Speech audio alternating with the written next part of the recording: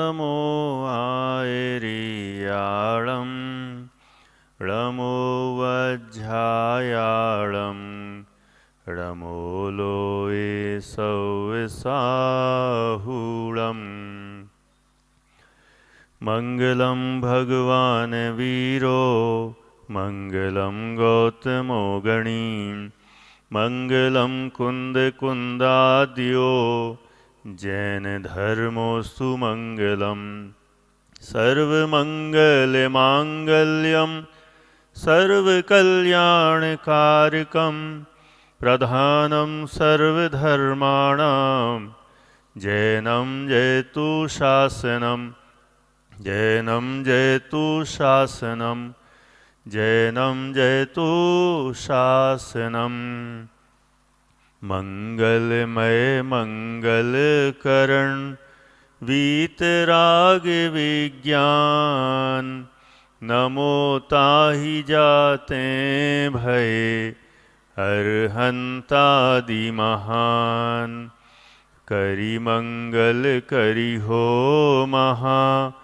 ग्रंथ करन को काज जाते मिले समाज सब पावे निज पद राज पावे निज पद राज बहुविधि मिथ्या गहन करी मलिन भयो निज भाव ताको होत अभाव है सहज रूप दर्शाओ सहज रूप दर्शाओ।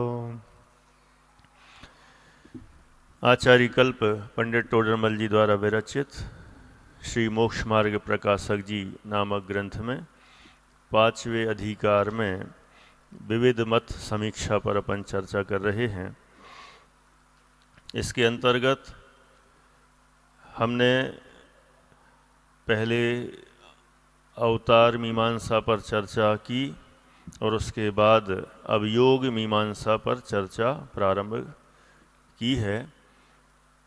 कल अपन ने थोड़ा सा प्रकरण लिया था, कल कुछ हुआ, लेकिन आज थोड़ा सा विचार बदल के जो ग्रंथ आपके पास है ना पुराना वाला, हम सोच रहे उसी क्रम से चलते हैं क्योंकि यही सबके पास है। हाँ, नहीं तो भी वो क्या है 2 बार हो जाएगा, वो होगा वो भी, लेकिन अपन जो क्रम सबके पास है कॉमन, यहाँ भी सब जगह, ये बस बहुत सिलेक्टेड जगह है, तो हम उसी के आधार से क्रम लेके चल रहे हैं जिससे कहीं कोई दिक्कत नहीं आए किसी को मैच करने में।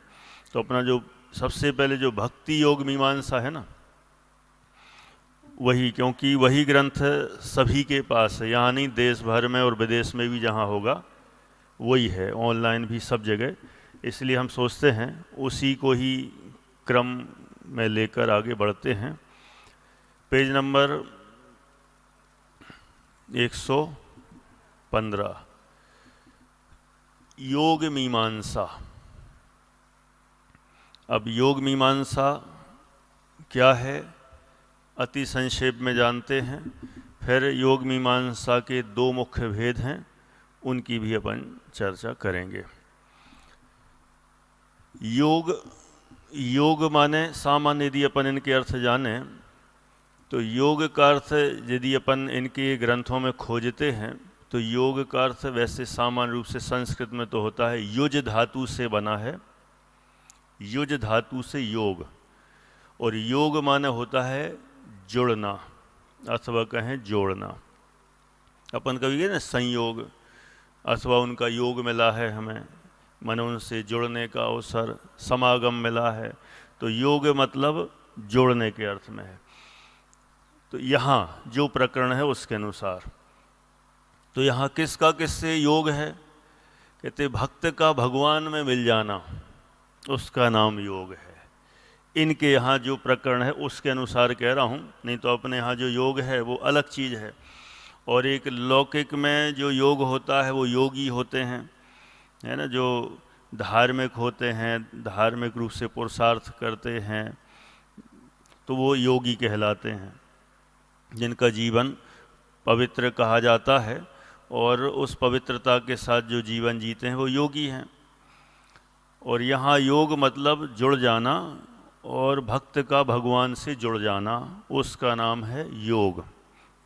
अथवा ऐसा भी कहीं कहीं मिलता है, आत्मा का परमात्मा में मिल जाना, उसका नाम है योग। और इनके यहाँ तो यही सिस्टम है कि आत्मा जो है वो कहाँ मिल जाती, किस में? परमात्मा मिल जाती है। तो आत्मा का परमात्मा में मिल जाना, उसका नाम है योग। और वही अर्थ में यहाँ पर योग लिया गया है।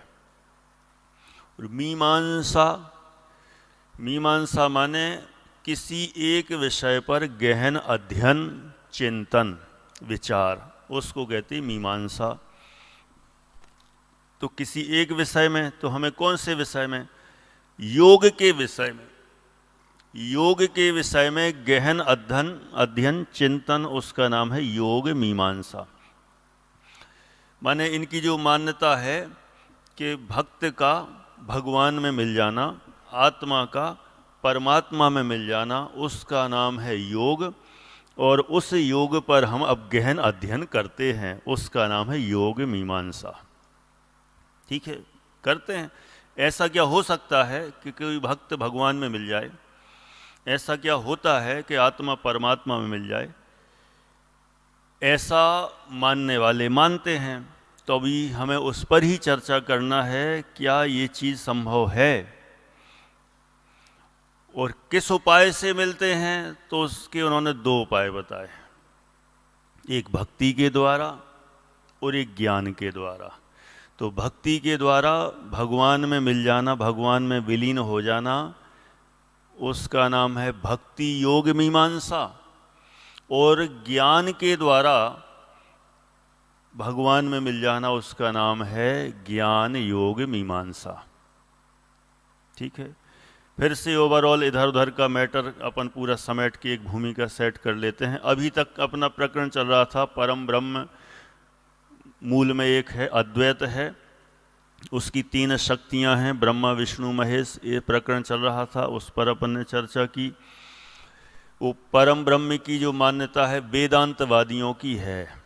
जो वेदांत होते हैं, वेदांत मत वाले, वे परम ब्रह्म को मानते हैं और वो अद्वैत है, एक है, ऐसा उसको स्वीकार करते हैं। अब उस परम ब्रह्म की चर्चा होते होते अब यहाँ जो उसके जो अनेक रूप हो गए ना, ये संसार में एक था बहुत हो गया। तो अब संसार में जो अनेक प्रकार के जीव हैं, तो अब वे यहाँ तो उनके अंश रूप में आ गए, अब उनको वापस जाना है, भगवान में मिलना है। तो भगवान में वापस जाके मिलना है, तो उसका क्या उपाय है? तो कहा ये दो उपाय हैं, भक्ति और ज्ञान। क्लियर? ये मतलब पूरा एक बेस हमें सेट हो जाए कि क्या चल रहा है इसमें, क्या मैटर है। ठीक है, फिर से बोलूं, मैंने वो पूरा एक बार ख्याल में रहना चाहिए कि विषय क्या है। एक बार और बोलता हूँ, है ना, नहीं तो कई बार ये अलग टाइप का विषय है ना, तो थोड़ा सा उपयोग कहीं का कहीं जाता है।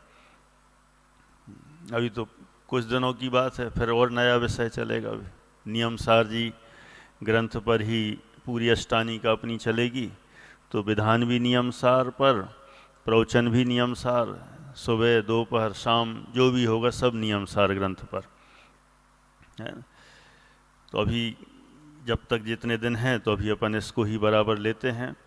एक बार फिर से बोलता हूँ, अभी इसके पूर्व वेदांतवादियों के द्वारा मान्य एक परम ब्रह्म की चर्चा हुई, परम ब्रह्म की शक्तियों की चर्चा हुई।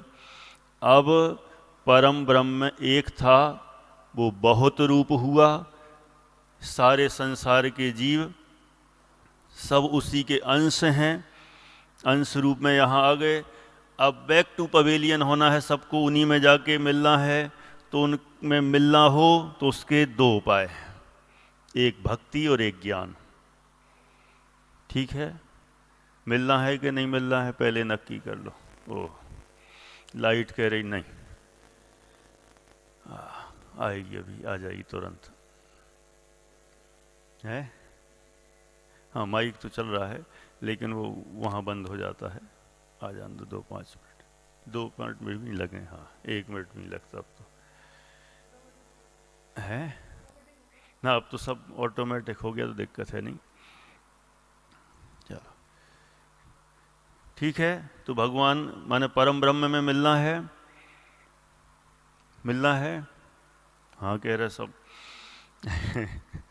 अपने यहाँ तो अपन किसी में मिलते नहीं हैं, हम स्वतंत्र हैं सब। सिद्धों में भी नहीं मिलते, अरहंतों में भी नहीं मिलते। हम वहाँ जाएंगे, होने को उन्हीं के अंदर बैठ जाएंगे।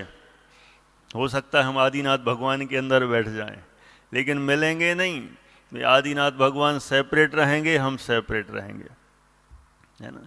लेकिन कभी जब वहाँ जब मिलेंगे तो कैसा लगेगा, कैसा लगेगा, अच्छी फीलिंग सी आएगी। हम जिनकी पूजन भक्ति स्तुति करते थे अब यहीं एक ही में बैठे हैं बिल्कुल। ये महावीर भगवान भी सब यहीं हैं, सब एक जैसे। कितना जैसे अपन यहाँ से कहीं थोड़ा बिछड़ के और फिर कहीं कभी शिविर में मिल जाएं। जैसे आप लोग दिल्ली में रहते थे, है दिल्ली वाले आपके कोई और हों और वे भी घूम घाम के और फिर वे भी इंदौर शिफ्ट हो जाएं, मिलते हैं, अरे अपन वहीं थे।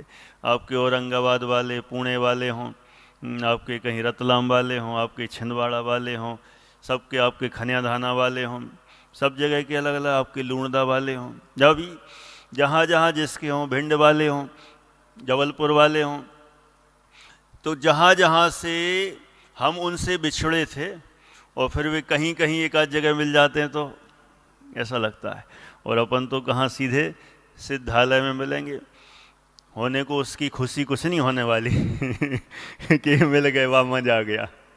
वहाँ तो जो सुख होगा वो सबका अपना अपना है, उससे कोई फर्क नहीं पड़ने वाला है। उस समय वे सिर्फ हमारे गेय होंगे, मात्र गेय, मात्र जानना मेरा काम, और कोई संबंध नहीं, कोई रिलेशन नहीं, ऐसा है। तो अपने यहाँ आत्मा कोई परमात्मा में मिलता नहीं है, आत्मा ही परमात्मा पर्याय में बन जाता है, ऐसा सिस्टम है। और उसके अपने अपने तरीके हैं। अपने यहाँ भी भक्ति है, अपने यहाँ भी ज्ञान है, सब कुछ है। लेकिन वो व्यवहार रूप में पहले भक्ति करते हैं, सच्चे भक्त बनते हैं, धीरे धीरे भगवान के पास गए, उन्होंने जो मार्ग बताया, ज्ञान का मार्ग बताया, तत्व का मार्ग बताया, उसको हम समझते हैं, निर्णय कर लेते हैं, तो हम भी भगवान बन जाते हैं। तो मिलते जुलते बहुत सारे शब्द वही हैं, लेकिन मान्यताओं में एकदम अलग बात है। तो अब योग मतलब मिल जाना, जुड़ जाना, आत्मा का परमात्मा में जुड़ जाना योग है। और मीमांसा माने उस पर हम अब चिंतन अध्ययन करते हैं, तर्क की कसौटी पर कस के देखते हैं कि आखिर ऐसा भी कैसे संभव होगा कि आत्मा परमात्मा में मिल जाए। और उसके 2 मार्ग बता दिए। देखो अपन पढ़ते हैं, वहाँ मोक्ष मार्ग को ज्ञान योग और भक्ति योग द्वारा 2 प्रकार से प्ररूपित करते हैं। 2 प्रकार से प्ररूपित करते हैं। चलो कैसे प्ररूपित करते हैं? उनमें सबसे पहला कौन सा है? भक्ति योग, है ना। ये पीडीएफ में भी शेयरिंग में इसी की पीडीएफ चल रही है। ओह,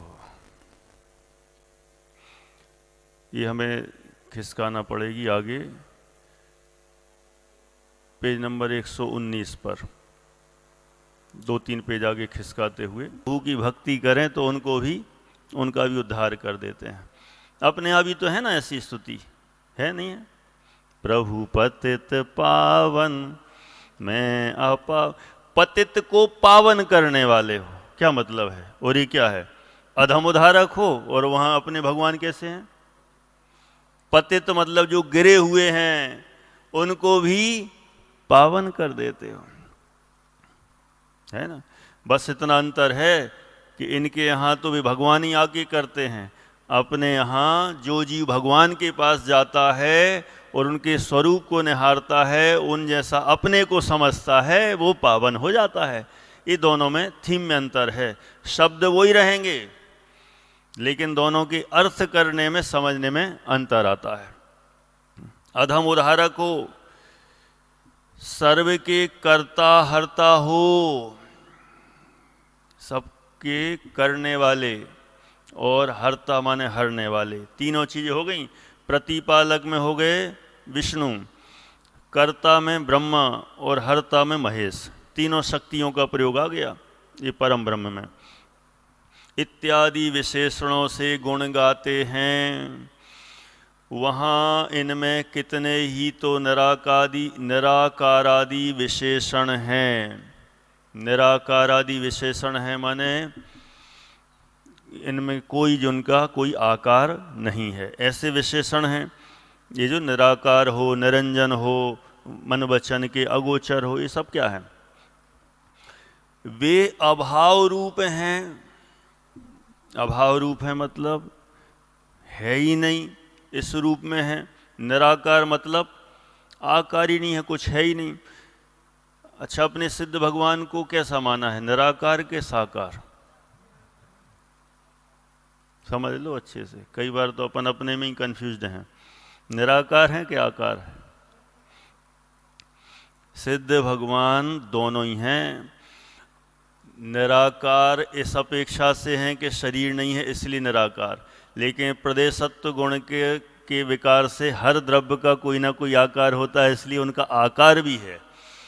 दोनों अपेक्षाएं हैं, लेकिन इनके यहाँ तो ये कुछ नहीं होता। प्रदेशत्व गुण कोई आकार वाकार कुछ नहीं होता, वे सब निराकार हैं, कंप्लीट। क्योंकि कोई अपेक्षा नहीं, अपने यहाँ तो अपेक्षा से सिद्ध कर देंगे निराकार हो।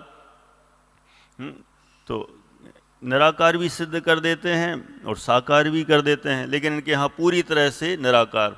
तो निराकार कहना ये तो सब अभाव रूप है, कोई आकार ही नहीं है, तो माने अभाव है, आकार का ही अभाव है।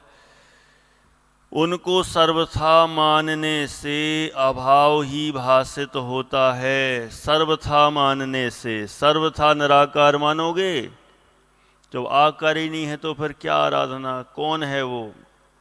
कोई चीज ही नहीं है, कुछ भी नहीं आएगी। क्योंकि आकार आदि बिना वस्तु कैसे होगी? कोई जिसका आकार नहीं, इसलिए सिद्धों का भी आकार है अपने यहाँ, लेकिन इनके यहाँ जो माना है उनके परम ब्रह्म का कोई आकार नहीं, टोटली कंप्लीटली अभाव। तो जब कोई आकार ही नहीं है तो उसके बिना वस्तु कैसे माने हम? तथा कितने ही सर्वव्यापी आदि विशेषण असंभवी हैं। असंभवी है मतलब सर्वव्यापी होना असंभव है। कोई कहे वाह, आप कहो सर्वव्यापी हैं तो संभव है। अपने यहाँ भी माना क्या नहीं माना है? कैसे? जब केवली भगवान का लोक पूर्ण समुद्घात होता ना, तो समुद्घात की अपेक्षा केवली भगवान सर्वव्यापी हो जाते हैं, पूरे लोक आकाश में व्याप्त हो जाते हैं। इस अपेक्षा से सर्वव्यापी हैं कथनचित।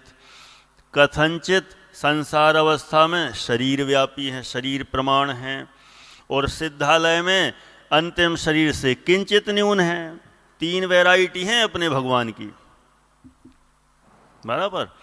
लेकिन इनके यहाँ सर्वथा सर्वव्यापी, हमेशा सब जगह रहते हैं। ऐसा कैसे हो सकता है? यदि सब जगह रहें तो कहीं ना कहीं ख्याल में तो आए, कुछ दिखे तो, कुछ लक्षण तो दिखे, सिद्ध तो करो कि सर्वव्यापी हैं तो कैसे हैं। क्योंकि किसी के अस्तित्व को सिद्ध करना है तो उसके पीछे कोई ना कोई कारण भी तो मिले, लेकिन ऐसा हमें तो कुछ समझ में नहीं आता है कि सर्वव्यापी हैं, सब जगह हैं, कण कण में हैं, ऐसा तो कुछ ख्याल में नहीं आता। सर्वव्यापी आदि विशेषण असंभवी हैं, माने असंभव हैं, नहीं बन सकता ये सर्वथा। वहाँ उनका असंभवपना पहले दिखाया ही है, पहले ही दिखा चुके हैं, पहले सब सिद्ध कर चुके हैं, इसलिए अब आवश्यकता नहीं। फिर ऐसा कहते हैं, कैसा कहते हैं? जीव बुद्धि से मैं तुम्हारा दास हूँ, शास्त्र दृष्टि से मैं तुम्हारा अंश हूँ, तत्व बुद्धि से तू ही मैं हूँ, ये तीनों ही भ्रम हैं। भक्त भगवान की आराधना करता है ना, सर्वव्यापी परम ब्रह्म की आराधना करता है, तो आराधना करते समय तीन बातें भी बोलता है। कौन सी तीन? जीव बुद्धि से मैं तुम्हारा दास हूँ, हे भगवान मैं तुम्हारा दास हूँ, ऐसा कहता है। नंबर 2, शास्त्र दृष्टि से मैं तुम्हारा अंश हूँ, जो पूरे आप हो उसका मैं एक अंश हूँ, 2 पॉइंट। और तत्व बुद्धि से तू ही मैं हूँ, अपन कहते तत्व बुद्धि से, जैसे भगवान वैसा मैं, सो हम, जैसे आप वैसे मैं, अपन भी कहते हैं। लेकिन देखो शब्द भाषा सिमिलर जैसी दिखेगी, लेकिन यहां तो कह दिया तू ही मैं हूं, सोहम। सोहम का मतलब जैसे आप वैसे हम, लेकिन आपके जैसा हूं, यहां तो लिखा तू ही मैं हूं। तू ही मैं कैसे हो सकता है? तू है, मैं हूं, ऐसा होगा? माने भगवान आप हो और मैं हूं। मैं भगवान के जैसा तो हूं, लेकिन वो जो है वही मैं हूं, ऐसा नहीं। वे जैसे हैं वैसा मैं हूं। प्रवचन सार जी ग्रंथ की 80वीं गाथा में अरहंत भगवान से समानता बताई। सिद्धों से तो है ही, अरहंतों से बताई कि हे भगवान आपका जैसा द्रव्य है, आत्मद्रव्य, वैसा ही मेरा है। जैसे आपके गुण हैं वैसे ही मेरे हैं। और 3 नंबर, जैसी आपकी परिणमन रूप पर्याय है, सेम टू सेम मेरी है। ये इसको मत देखना ये अलग अलग दिख रही।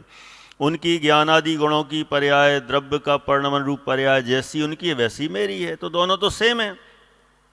तो सेम तो हैं, पर वे जो हैं वो मैं नहीं हूं, जो मैं हूं वे नहीं हैं। अपने हूं स्वतंत्र, निश्चल, निष्काम और ये सब है ना, जो मैं हूं वह है भगवान। तो जो मैं हूं वह है भगवान, और जो क्या भगवान है वो मैं हूं, ऐसे ही कुछ है ना। फिर क्या लेकिन आदि में क्या लिख दिया?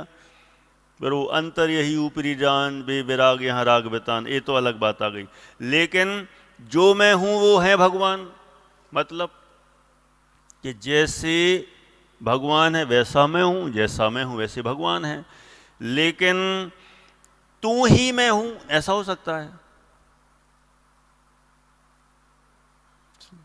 फिर से है ना, जैसे भगवान है वैसा तो मैं हूं, लेकिन जो भगवान है वही मैं हूं, ऐसा हो सकता है? ऐसा कभी नहीं हो सकता। तो इस तरह से 3 तरह से जो एंगल करके याद करते हैं कि जीव बुद्धि से मैं तुम्हारा दास हूं, एक एंगल ले हुआ। शास्त्र दृष्टि से मैं तुम्हारा अंश हूं, और तत्व बुद्धि से कहता है तू ही मैं हूं, सब एक ही है। 3 एंगल से ये भक्त परम ब्रह्म की उपासना करता है। ठीक है, कहीं कोई दिक्कत? देखो ये विषय ऐसा है, कह देता हूँ, है ना, आप लोग कुछ सोचना नहीं। ये तो पूरा जुड़े जुड़े एकदम बिगिनर से बैठेंगे, पूरा कनेक्ट करेंगे तो ख्याल में आएगा। थोड़े आगे पीछे होंगे तो विषय कनेक्ट होना मुश्किल है। कर्णानुयोग जैसे ही समझना, थोड़े से चूके गुलिस्तान गिर जाएगा ऐसे ही, माने वो समझ में नहीं आएगा, गुलिस्तान गिर जाएगा का मतलब। ऐसे यहाँ पर भी अब जैसे भूमिका बनाई थी शुरू में 5-7 मिनट, तो उसमें पूरा बता दिया था योग क्या है, मीमांसा क्या है, और ये निर्गुण भक्ति, सगुण भक्ति, ये सब। तो वो पूरा पहले से हो तो ये सारी चीज़ें लिंक करेंगी, नहीं तो पता ही चलेगा क्या चल रहा है। जो बीच में थोड़ा आएगा बस उसमें ही अच्छा लगेगा, बाकी ख़त्म। है ना। इसलिए या तो आगे पीछे इसको जरूर, है ना, सुन के इसको सेट कर लें क्या विषय चल रहा है? हाँ, देखो ये तीनों पॉइंट को कह रहे हैं, फिर से एक बार और करें। 3 एंगल हैं। भक्त परम ब्रह्म निर्गुण ब्रह्म की उपासना कर रहा है, भक्ति कर रहा है, तो भक्ति करते समय 3 एंगल से भक्ति करता है। कभी तो कहता है मैं तुम्हारा दास हूं, मैं जीव हूं, मैं जीव हूं, और भगवान आप भगवान हैं, मैं सामान्य संसारी हूं, तो मैं तो तुम्हारी भक्ति करता हूं इसलिए दास हूं। तो जीव बुद्धि से, मतलब मैं अपनी को जीव तरफ से देखता हूं, तो मैं तो आपकी भक्ति कर रहा हूं इसलिए मैं तो भगवान दास हो गया।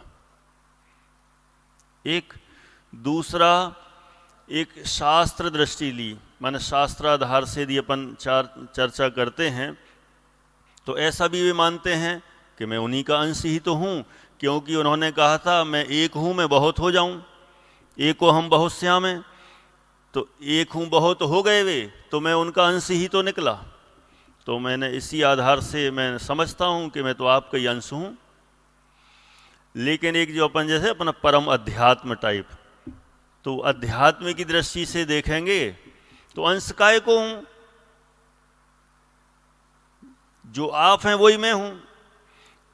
समुद्र की, है ना, समुद्र में से एक बूंद अपन ने निकाली, तो बताओ वो बूंद अंश है कि समुद्र ही है? किसी अपेक्षा से समुद्र का अंश है, और अंश क्यों? समुद्र ही है। जैसे कोई राजा की रानी हो, तो राजा की रानी तो रानी है ही, लेकिन वो अपने आप को राजा से कम नहीं समझती। जहाँ से जाए तो मैं जा रही हूँ, तो बिल्कुल पूरी तैयारी होना चाहिए जैसे राजा की होती है। होता कि नहीं ऐसा? अपने आप को राजा ही समझती है, कभी राजा का अंश समझती है एक पार्ट, और कभी मैं राजा ही हूँ। कई बार ऐसा नहीं होता, कलेक्टर का बेटा अपने आप को बेटा भी समझता है, जब खेल कूद मस्ती कर रहा हो, ऊधम कर रहा हो, लड़ झगड़ रहा हो, तो मैं तो अपने आप को बेटा ही मानता है। और जब कहीं फंस जाए ना केस वेस में, तब कलेक्टर ही हूँ मैं, तुमने हिम्मत कैसे की पकड़ने की, ट्रैफिक पुलिस वालों ने तुमने हिम्मत कैसे की पकड़ने की। उस समय वो कलेक्टर ही समझता है अपने आप को। एंगल हैं, कभी उनका अंश कहता है शास्त्र दृष्टि से, क्योंकि उनके अंश हैं, और कभी ये कहता है कि अंश क्या, जो समुद्र की जो बूंद है वो समुद्र ही तो है, कोई उससे बाहर थोड़ी है ना। ऐसे यहाँ पर जैसे अब आप लोग भी 2.5 दीप के हो के 2.5 दीप से बाहर हैं, मैं उसकी कहनी शास्त्र वाली 2.5 दीप की बात नहीं कर रहा हूँ, ये वाला जो 2.5 दीप है बताओ आप लोग 2.5 दीप के बाहर हैं कि 2.5 दीप? कभी कभी कहते नहीं हम वो कहान सोसाइटी वाले हैं। कहान सोसाइटी मतलब वो 2.5 दीप ही ना। अब समझ में नहीं आता किसी को कहान सोसाइटी कहाँ है, होगी कहीं दूर। अरे 2.5 दीप, अच्छा 2.5 दीप ही है ना, तो ये बोलो ना 2.5 दीप। कहान सोसाइटी अलग से बोलते हो, कुछ समझ में नहीं आता। तो कभी तो हमें कहान सोसाइटी कहना पड़ता है, और कई बार 2.5 दीप वाला ही कहना पड़ता है। यही बात हुई ना। ऐसे ही यहाँ पर कभी मैं अंश हूं, और कभी तत्व दृष्टि से कहता है अंश काय को हूं, जो आप हैं वही तो मैं हूं, क्योंकि जो अंश है वो उनका ही तो पार्ट है, उनका पार्ट है तो वही तो हूं, अलग से नया थोड़ी हूं। ऐसी तो है ना। हम भारत के भी हैं, और भारत के अलावा महाराष्ट्र के भी हैं, औरंगाबाद के भी हैं, छिंदवाड़ा के भी हैं, जबलपुर के भी हैं, लूणदा के भी हैं, इंदौर के भी हैं, सब जगह के हैं कि नहीं हैं। तो कभी कभी हम अंश रूप में भी अपना परिचय देते हैं, और जब वो अंश रूप में समझ में नहीं आता है तो फिर अंश रूप में परिचय देते हैं। अमेरिका जाके कोई कहे कहाँ से आए, अब बताओ कहाँ से? नहीं हम वो उधर से आए हैं, कौन सा कोई भी गांव बताए, मान लो छोटा सा, हम बक्सवाहा से आए हैं। हम समझ लो मुरैना से आए हैं, हम अमाइन से आए हैं। ये क्या होता है अमाइन? कुछ नहीं पता। तो फिर क्या कहेंगे? सीधा मैं भारत से आया हूँ, मैंने पूरा भारत, जैसे भारत में रहता हूँ तो पूरा भारत। तो कभी अंश से भी कहते हैं और कभी कभी पूरा भी कहते हैं। तो ऐसा ही हुआ। तो कभी दास कहता है, कभी अंश कहता है, और कभी जो आप हो वही मैं हूं ऐसा कहता है। इस तरह से ये भक्त परम ब्रह्म की उपासना करता है। देखो, अभी तो ये परम ब्रह्म निर्गुण ब्रह्म की उपासना पर चर्चा कर दी। इन्होंने अपना पूरा पक्ष रख दिया। कहीं कोई दिक्कत? क्लियर है ना? अब पंडित टोडरमल जी का कार्य शुरू होता है। यह भक्ति करने वाला चेतन है या जड़ है? स्टाइल भी ऐसी है, प्रश्न पूछेंगे, सीधा उत्तर नहीं देना, तुम ही से पूछेंगे और तुम ही फंसोगे। बस प्रश्न पूछेंगे, और ऐसा भी कितनी गजब की चीज़ है, ऑप्शन भी देते हैं ना। ऐसा नहीं 2 ऑप्शन, और ज़्यादा भी नहीं 4, फिर 50-50 करना पड़े, झंझट नहीं, 2 ही 2, उसमें से सीधा आंसर दो। यह भक्ति करने वाला, जो भक्ति परम ब्रह्म की भक्ति कर रहा है, तो ये चेतन है या जड़ है? मान लो उदाहरण के लिए अपन यहाँ सब बैठे हैं परम ब्रह्म के अंश हैं, क्योंकि परम ब्रह्म तो एक है, और उसने एक था, बहुत हो जाऊं, उसने ऐसा प्लान किया और अपन सब बहुत हो गए, तो उसी के अंश हो गए ना। मान लो समझने के लिए, है तो नहीं, अपन तो सब स्वतंत्र हैं, अलग अलग हैं। तो अब जो भक्ति कर रहा है, निर्गुण भक्ति कर रहा है, परम ब्रह्म की भक्ति कर रहा है, तो यहाँ पर प्रश्न पूछा, भक्ति करने वाला चेतन है या जड़ है? कोई ऐसे प्रश्न क्यों पूछे? अभी देखो जरा। पहला ऑप्शन, यदि चेतन है तो वह चेतना ब्रह्म की है या इसी की है? देखो बराबर ना, जैसा उसने भूमिका सेट की उसी भूमिका में से ही प्रश्न निकाल रहे हैं, कोई नया अलग से नहीं पूछ रहे हैं। कोई ये नहीं पूछ रहे हैं कि ये वाली नदी कहाँ बहती है, ये झील कहाँ से निकलती है, ये एरिया कहाँ पर बसा हुआ है, चंबल की ये नदी कहाँ जाती है, वो यमुना नदी कहाँ बहती है, ये कोई प्रश्न नहीं। जो उसने कहा उसी में से ही प्रश्न निकाल के पूछ रहे हैं, कोई नया नहीं। जैसे वो नहीं आते पैराग्राफ, कौन सा, अनसीन पैसेज टाइप है ना, तो अनसीन पैसेज, वो कई बार सीन पैसेज भी देते हैं। तो पैसेज दिया है, अब उसी में से ही प्रश्न पूछ रहे हैं, कोई नया तो है नहीं, आप पढ़ लो और फिर उसी में से प्रश्न। तो उसी में से प्रश्न करते हैं कि जो भक्ति करने वाला है वो चेतन है कि जड़ है?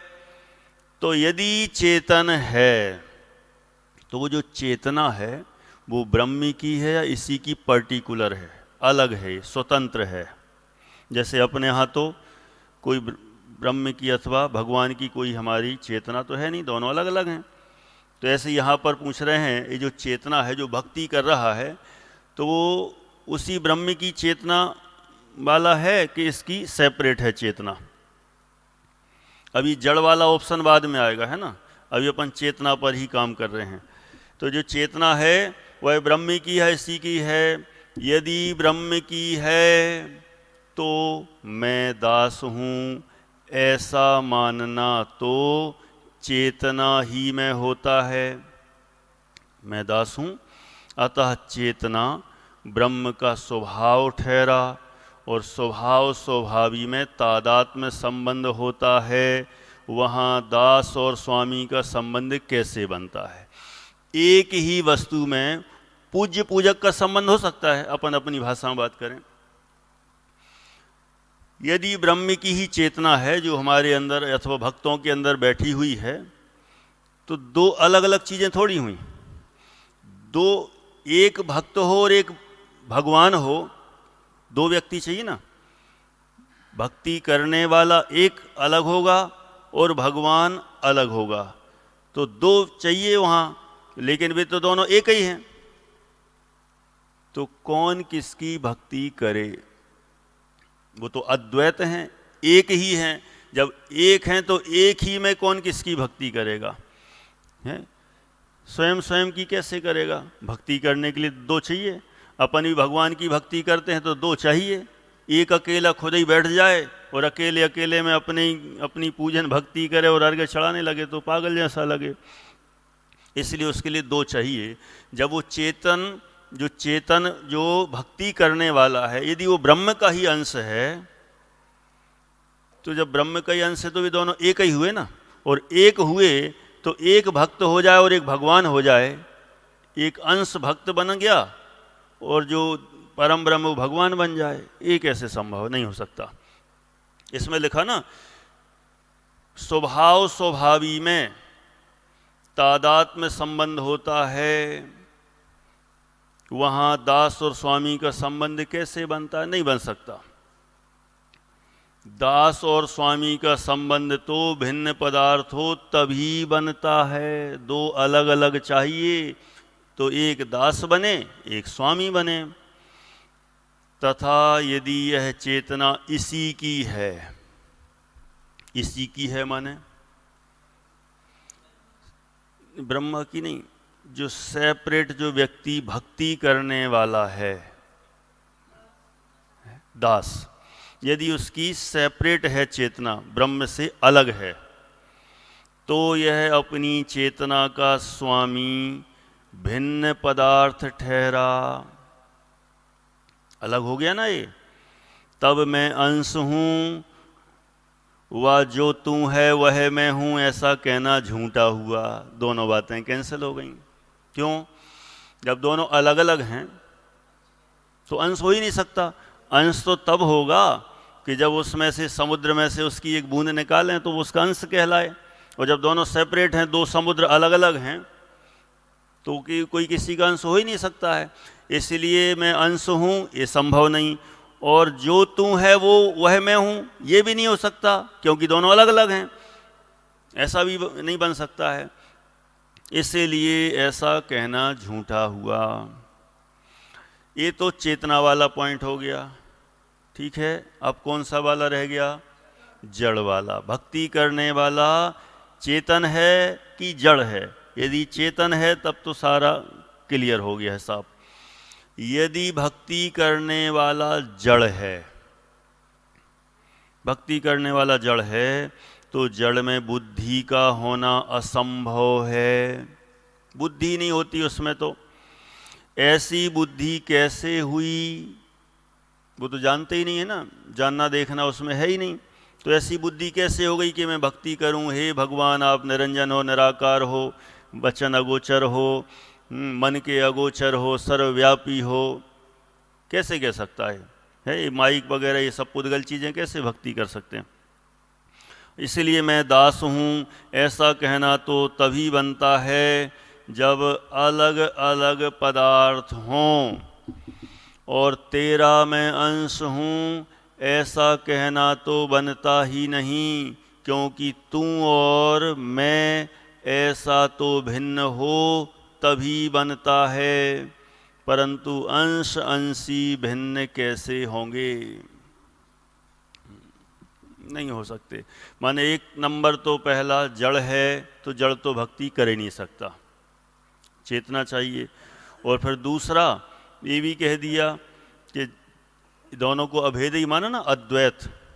अद्वैत माना तो अंश अंशी वाला भेद नहीं बनेगा, मैं तेरा अंश हूँ ये नहीं बनेगा, क्योंकि तू और मैं तो जब भिन्न हो तभी बनता है। जब दो अलग अलग चीज़ें हों तो एक भक्त बने और एक भगवान बने। परंतु अंश अंशी भिन्न कैसे होंगे? अंशी तो कोई भिन्न वस्तु है नहीं। ये शब्द पकड़ में आते हैं। अंशी मतलब पूरी मूल वस्तु, और उसका एक पार्ट कहलाता है अंश। परम ब्रह्म है ओवरऑल, सब जगह व्यापक, वो कहलाता अंशी। और उसका जो भक्ति करने वाला भक्त है एक पार्ट है, वो है अंश। तो दोनों अलग अलग तो माने नहीं हैं। होने को देखा जाए पहले पॉइंट में ही सारा क्लियर हो गया कि जो जड़ है वो भक्ति कैसे कर सकता है। तो वहीं पर देखा जाए पूरी बात फिनिश हो जाती है। लेकिन वो 3 पॉइंट उठाए ना, तो उन तीनों का ही एक एक का खुलासा करके कह रहे हैं, अंशी तो कोई भिन्न वस्तु है नहीं, अंशों का समुदाय वही अंशी है, और तू है वह मैं हूँ ऐसा वचन ही विरुद्ध है। एक पदार्थ में अपनत्व भी माने और उसे पर भी माने तो कैसे संभव है, इसलिए ब्रह्म छोड़कर निर्णय करना। बस शॉर्ट एंड स्वीट इतना है कि यहाँ पर सबको योग मीमांसा के द्वारा, योग मतलब योग माने जुड़ना, और जुड़ना माने भक्त का भगवान में मिल जाना, आत्मा का परमात्मा में मिल जाना, उसको कहते हैं योग।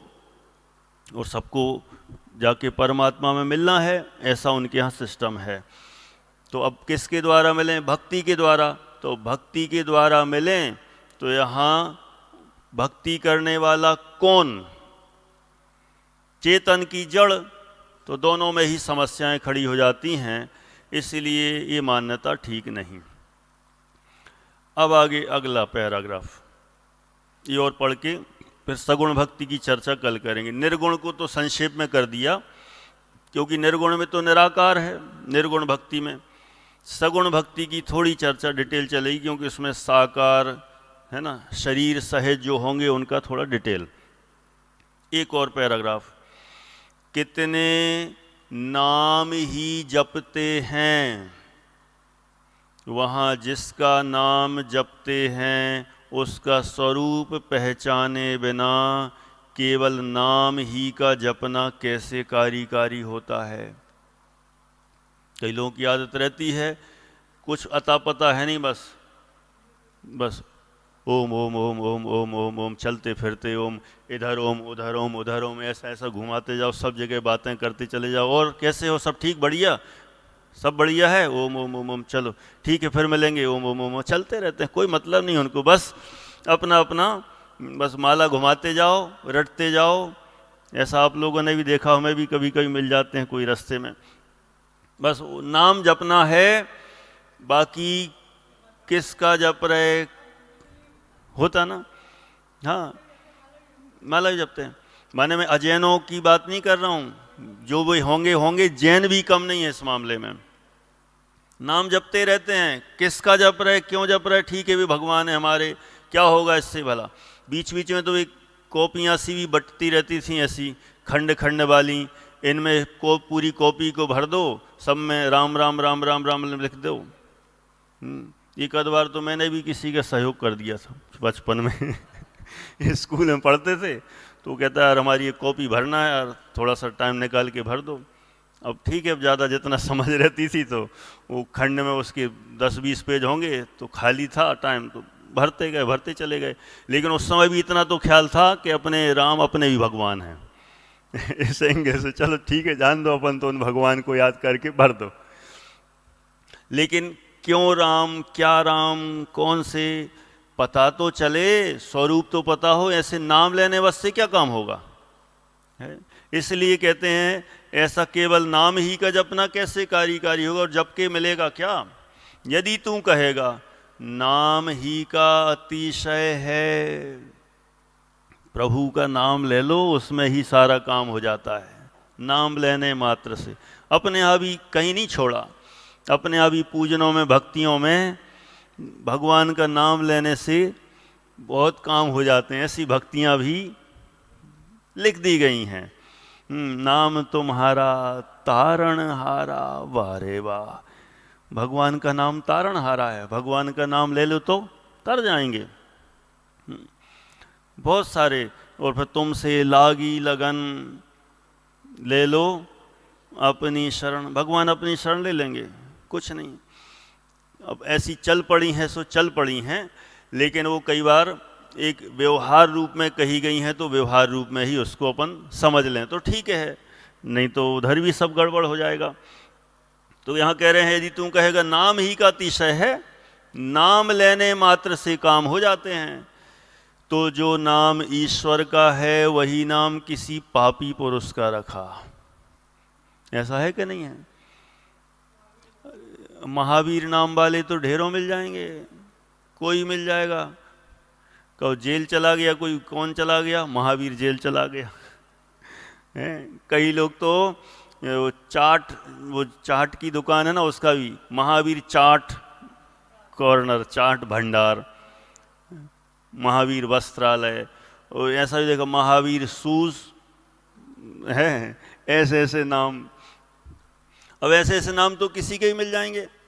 मान लो कोई हो सकता है बहुत पापी पुरुष हो, शराब मदिरा मांस का सेवन कर रहा हो, ऐसे लोगों के भी नाम मिल जाएंगे। तो ऐसे नाम तो किसी के भी हो सकते हैं, तो ऐसे नाम लेने में क्या फ़ायदा है? वहाँ दोनों के नाम उच्चारण में फल की समानता होगी, वह कैसे बनेगा? इसलिए स्वरूप का निर्णय करके पश्चात जो भक्ति करने योग्य हो उसकी भक्ति करना, ऐसे निर्गुण भक्ति का स्वरूप बतलाया। तो अपने यहाँ भी अपन लमोकार मंत्र जपते हैं, तो ये उसमें भी समझ लेना सब जगह कि अपन भी लमो हंताड़म, लमो सिद्धाड़म, लमो आर्याड़म क्या है, उनका स्वरूप भली भांति स्पष्ट हो। वो जब नमोकार मंत्र पढ़ें, भगवान का नाम लें, पंच परमेष्ठी का स्मरण करें, तो उनका स्वरूप भाषित होना चाहिए।